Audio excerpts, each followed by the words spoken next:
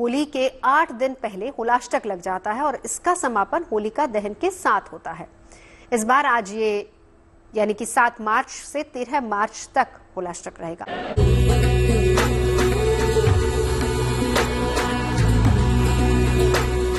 शुरुआत हम नंदिता जी आप ही से करेंगे।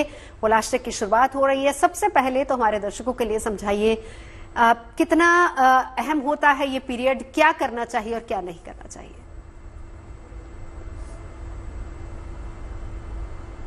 नंदिता जी आपका ऑडियो, हाँ आप अपनी बात दोबारा रखिए। आपकी आवाज सुन आ रही है अभी आवाज? जी बिल्कुल सुन पा रहे हैं जी।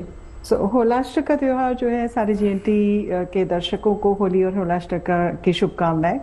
होलाष्टक केवल नेगेटिविटी को कट डाउन करने के लिए नहीं होता, बहुत कुछ इसमें आप अच्छा भी कर सकते हैं। और अच्छाई की हमेशा ये पूरा त्योहार ही है बुराई पे अच्छाई की जीत की और उस विजय की, और उस विजय का जो जश्न होता है, ये होलाष्टक होते हैं ना, ये ट्रांजिशन का पीरियड होता है। इस ट्रांजिशन के पीरियड में आप देखें सर्दियां खत्म हो गई, गर्मियां आ रही हैं, थोड़ा सा विषैले कीटाणु भी आगे बढ़ जाते, उन सारी चीजों को एक्टिवेट होने से आपका मन अशांत हो जाता है, एंजाइटी बहुत बढ़ती है, स्ट्रेस बहुत बढ़ता है। ये सारी चीजों को भी डिफ्यूज करने के लिए होलाष्टक मनाया जाता है। आइडियली देखें तो प्लानिटरी पोजीशंस इस समय बहुत ज्यादा प्रभावशाली रहती हैं। जैसे कि आज का दिन जो होलाष्टक का दिन है, जो प्रथम दिन होता है, उस दिन में चंद्रमा बहुत ज्यादा प्रभावित करते हैं, उग्र रूप में रहते हैं। उसके द्वितीय दिन यानी कि नवमी के दिन पे सूर्य बहुत ज्यादा प्रभावशाली हो जाते हैं। दशमी के दिन पे शनि प्रभावशाली हो जाते हैं। एकादश के दिन पे आपके शुक्र प्रभावशाली हो जाते हैं। द्वादश के दिन पे आपके गुरु प्रभावशाली हो जाते हैं। त्रयोदशी में बुध प्रभावशाली हो जाते हैं। और चतुर्दशी की मैं बात करूं तो मंगल बहुत ज्यादा उग्र रहते हैं। और पूर्णिमा के दिन पे राहु बहुत ज्यादा उग्र होते हैं। तो ये जब प्लैनेट्स अपने उग्र होते हैं तो उसी तरह से आपकी मनस्थिति को भी चेंज करते हैं। इसीलिए इस समय बोला जाता है कि किसी भी तरह की धार्मिक कृतियों, किसी भी तरह की उल्लास की चीजों या होली का त्योहार हो, उन सारी चीजों में आप अपना मन लगाएं। बाकी सारी चीजें जो डिप्रेशन, एंजाइटी, स्ट्रेस, लड़ाई झगड़ा कुछ भी हो, उस तरफ लेकर के ना जाए। ऑस्पिशियस चीजों को इसलिए मना किया जाता है क्योंकि प्लैनेट्स बहुत ज्यादा एग्रेवेटेड होते हैं इस समय। तो ये कहा जाता है कि थोड़ा सा शांत समय, बेहतर मुहूर्त हो तो वो अच्छा रहेगा। मन अशांत रहता है तो मन का कहीं पे एक सॉलिड वो लगा रहे, दिमाग लगा रहे, अच्छी चीजों लगा रहे, तो होली की तैयारियां शुरू होती हैं। तो होलाष्टक के नियम होते हैं। होलाष्टक में आप कोई भी ऑस्पिशियस चीजें नहीं कर सकते, गृह प्रवेश नहीं कर सकते, विवाह आदि के कार्यक्रम नहीं कर सकते, मुंडन आदि संस्कार नहीं कर सकते। लेकिन मान लीजिए किसी बच्चे का जन्म अभी इसी होलाष्टक में हो या किसी की मृत्यु हो, तो वो सारे आप कार्य करने के लिए शास्त्र में अनुमति देता है, उनके आप संस्कार कर सकते हैं। तो ऐसा नहीं कि बिल्कुल नेगेटिव है, पर यह है कि हाँ, दान करिए, पितृ तर्पण करिए। आप इस समय कुछ भी चीजों का जितना ज्यादा दान करेंगे उतना ज्यादा मैग्नीफाई होगा। और होलाष्टक के बीच में ही नरसिंह देव की जो होते हैं नरसिंह द्वादशी पड़ती है, यानी कि नरसिंह देव का जो विष्णु भगवान ने नरसिंह देव का अवतार लिया था और हिरण्यकश्यप को मारा था, ये इसी बीच होता है द्वादशी के दिन में, जो कि इस वर्ष में 10 मार्च को पड़ेगा। तो बहुत ही सुंदर टाइम पे विष्णु सहस्त्र नाम का पाठ करिए, ओम क्लीं कृष्णाय नमः से ही आप जप करिए, ओम नरसिंह देवाय नमः जप करिए, बहुत बहुत अच्छा रहेगा और बहुत अच्छे फल भी आपको प्राप्त होंगे। नंदिता जी आपके पास आते हुए, देखिए होलाष्टक क्या होता है इसके बारे में तो आप सभी ने हमें बता दिया कि 8 दिन तक शुभ कार्य नहीं करते हैं। लेकिन अरविंद जी ने एक बहुत अच्छी बात कही कि सिर्फ उत्तर भारत के कुछ राज्यों में इन 8 दिन शुभ कार्य नहीं होते, बाकी जगह इसको माना नहीं जाता है। लेकिन इन 8 दिन वो कार्य कौन से हैं जो किए जाते हैं और जो करने चाहिए इन 8 दिनों में? जी, बहुत ही अच्छा प्रश्न है। और पंडित जी ने भी बिल्कुल सही फरमाया कि उत्तर भारत में ही इसका विशेष मान्यता है। और वो भी इसलिए है क्योंकि शिव तो कैलाशवासी हैं, माता पार्वती भी हिमालय पुत्री हैं। तो उत्तर भारतीयों के लिए ये होली का पर्व जो है, वहां पे जब शिव पार्वती का जब हम बात करते हैं तो उसका बहुत ज्यादा सिग्निफिकेंस हो जाता है। वृंदावन उत्तर भारत में है, मथुरा उत्तर भारत में है, तो इस वजह से यहाँ पे भगवान विष्णु के कान्हा रूप की हम यहाँ पे पूजा ज्यादा करते हैं। तो ये सारी चीजें तो बनती हैं। क्या आप कर सकते हैं? बहुत सुंदर समय है इस समय। अगर आप किसी भी ग्रह से पीड़ित हैं, उस ग्रह की पीड़ा की शांति कर सकते हैं। और हर दिन में, जैसे मैंने बताया था कि हर दिन में एक पर्टिकुलर ग्रह उग्र रहता है। जैसे कि आज का दिन जो है, आज जिस दिन से होलाष्टक शुरू हो रहा है, अष्टमी तिथि का दिन है, आज के दिन आप कोई सफेद वस्तु का दान करें, बहुत सुंदर रहेगा, बहुत अच्छा रहेगा। आप नवमी के दिन में गुड़ का दान करें, अच्छा रहेगा। आप दशमी के दिन में काले तिल का दान करें। आप एकादशी को मीठा दही दान करें। आप द्वादशी को आप हल्दी का दान करें। आप त्रयोदशी को किसी भी हरी वस्तु का दान करें, मूंग की दाल का दान कर दें। आप चतुर्दशी को आप मीठी बूंदी जो होती है वो हनुमान मंदिर में जाकर के दान करें। और पूर्णमासी में सारे ही लोगों को ये उपाय करना चाहिए कि पांव से लेके सर तक का एक काला धागा लें और उसको एक जटा वाला जो पानी वाला नारियल होता है उसमें बांध लें।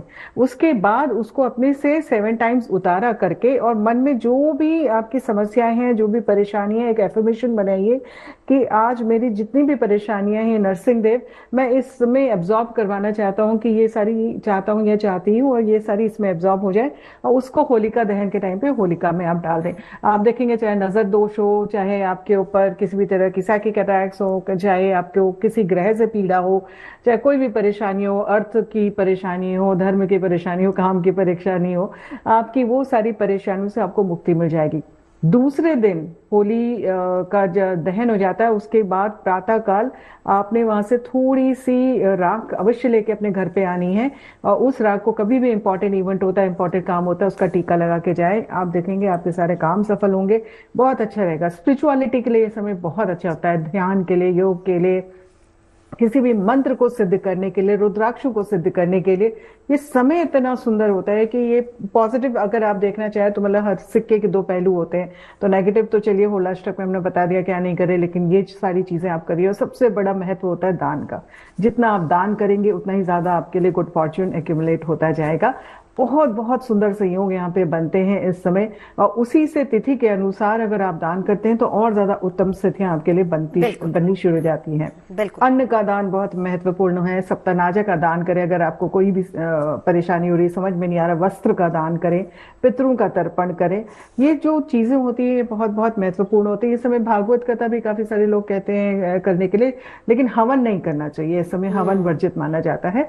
तो इस चीज का, छोटे छोटे चीजों का आपको ध्यान रखना चाहिए। और बाकी आपने सही कहा था कि उत्तर भारत में होता है, और मैं जिस प्रदेश से आती हूँ उत्तराखंड से, तो वहां पे तो आप सोचिए कि दिसंबर के महीने से कई क्षेत्रों में होली का जो बैठक की होली होती है, क्लासिकल होली, वो शुरू हो जाती है और बहुत सुंदर होती है। वो देखने की अलग बात होती है। और मेन पूरे कुमाऊं के क्षेत्र में हो या गढ़वाल के क्षेत्र में हो, बसंत पंचमी से जो सूखी होली होती है रंगों की, वो हम खेलते हैं। नंदिता जी, और ये क्लासिकल भी होती है, लगातार की भी होती है, बहुत सुंदर होती है। हमें इन 8 दिन का फायदा लेना है।